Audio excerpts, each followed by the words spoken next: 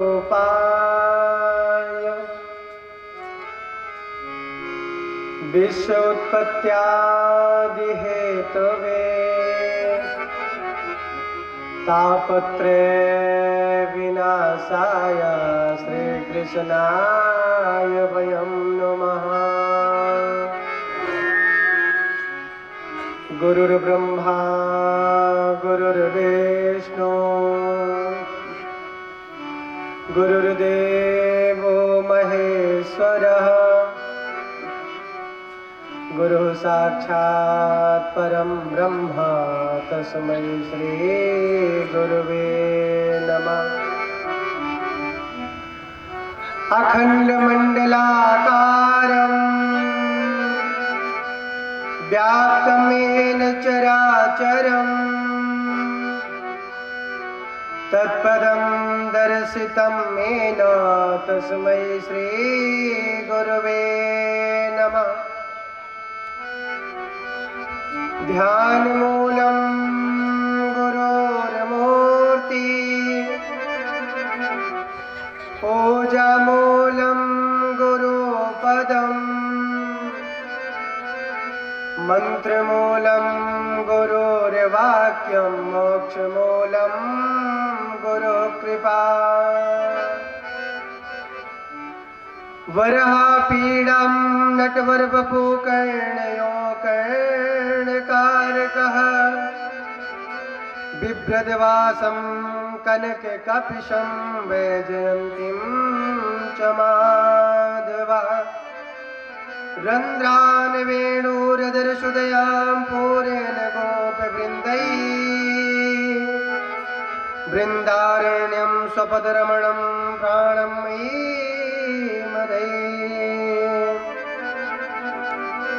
नमः कुञ्जविहारिणे नमः कुञ्जविहारिकम्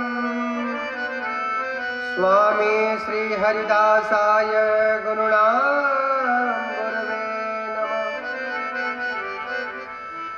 अतुलितबलधामं हेमशैलावदेहम् धनुजवनकृशानुं जानिनामाग्रमगण्यम् सकलगुणनिधानं वानराणामधीशं रघुपतिप्रियभक्तं वातजातं नमामि। मेरी भवबाधा हरो श्रीनाराधनागर सो जो तन की झाई पड़े श्याम हरित दुत हो। श्री राधा मेरी स्वामिनी मैं राधा जन्म जन्म मोहि दीजियो श्री वृंदावन को। भक्ति भक्ति भगवंत गुरु चतुर्नाम बपुए इनके पग बंधन किए नाशत विघ्न। ओम गजाननं भूतगणाधिसेवितं कपित्थजम्बो फलचारुभक्षणम् उमासुतं शोकविनाशकारकं नमामि विघ्नेश्वरपादपङ्कजम्। विघ्नेश्वराय वरदाय लंबोदराय सकलाय जगद्धिताय नागाननाय श्रुतिविभूषिताय गौरे सुताय गणनो नमो नमस्ते। वक्रतुंड महाकाय सूर्यकोटि समप्रभा निर्विघ्नं कुरु मे देव सर्वकार्येषु सर्वदा। यहाँ पर उपस्थित सभी आगंतुकगण अपने अपने क्षेत्र से आए हुए महानुभाव उस आत्मा उस परमात्मा उस चैतन्य स्वरूपा विलक्षण शक्ति जो आपको आपके घर से इस पंडाल तक लाने में मदद की है, ऐसी आत्मा ऐसी परमात्मा ऐसी चैतन्य स्वरूपा विलक्षण शक्ति को आज चतुर्थ दिवस में हार्दिक हार्दिक स्वागत अभिनंदन और वंदन। आप लोग वास्तव में बहुत ही भाग्यशाली महापुरुष है और आपसे ज्यादा भाग्यशाली तो मैं हूं, जिसको भगवान ने इतना अच्छा अवसर दिया कथा सुनाने के लिए, अपनी बात कुछ लोगों तक पहुंचाने के लिए।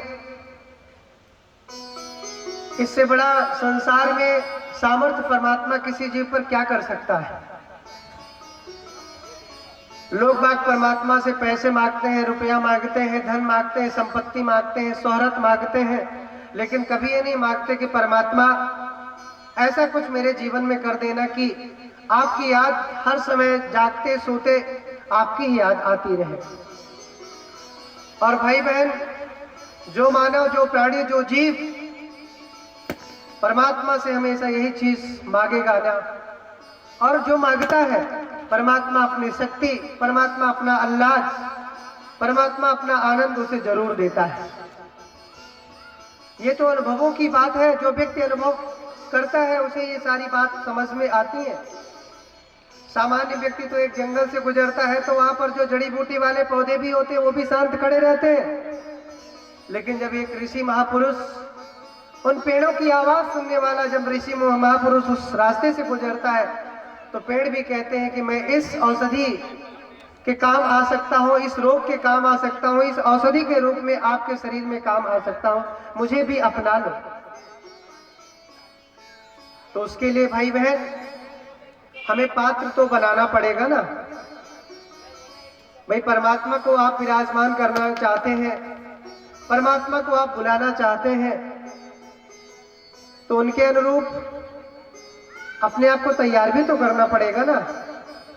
नहीं तो हालत फिर रावण जैसे ही हो जाएगी। भाई बहन, रावण ने तपस्याएं बहुत किया था, लेकिन तपस्या करने के बाद उसके अंदर एक ऐसी वस्तु आ गई थी जिसके कारण वो तपस्या उसके जीवन में फलीभूत नहीं हुई। तपस्या उसे लाभ नहीं पहुंचा पाई। क्यों? क्योंकि तपस्या तो बहुत किया था उसने, लेकिन पात्र जो था ना वो छोटा ले लिया था। हाल उसी तरीके से होती है कि सामान बड़ा हो, जेब छोटा हो, और जबरदस्ती उस जेब में उस सामान को डालोगे तो क्या होगा? फट जाएगा जेब। तो भाई बहन, आप लोग कहते हो कि हमारे ऊपर आसुरी शक्तियां बाबा जी प्रवेश कर गई हैं, न जाने कौन चढ़ाता है, न जाने किसकी शक्तियां हमारे ऊपर आ जाती। भाई बहन, कोई जो परमात्मा का भक्त होता है उस पर बाहर की जो हवा है ना, जो भूत प्रेत जिसको आप बोला करते हो ना, वो सारी चीजें आप तक पहुंचेंगे ही नहीं। क्योंकि आपका पात्र जब अच्छा रहेगा, आपका पात्र जब साफ सुथरा रहेगा, तो साफ सुथरे पात्र में कौन आएगा? भाई बहन, हाल उसी तरीके से होती है कि अगर एक मकान बना हुआ है और उस मकान में अगर कुछ भाग टूटा फूटा पड़ा हुआ है तो उसको तोड़ने में कोई अपने को अंदर से झिझक नहीं होती। उसी तरीके से अगर हमारा शरीर, अगर हमारा पात्र ही मैला है, अगर हमारा पात्र ही उल्टे पुल्टे विचारों के साथ बना हुआ है, तो जो आसुरी शक्तियां विचरण कर रही होती हैं वो शक्तियां भी उसी व्यक्ति के पास ही जाती हैं। इसलिए परमात्मा कहता है कि अगर मेरे साथ आप रहोगे, मेरे साथ विचरण करोगे, तो आपको ऐसी ऐसी चीजों का अनुभव मैं दूंगा जिसके बारे में आप कभी तक सोचे नहीं होंगे।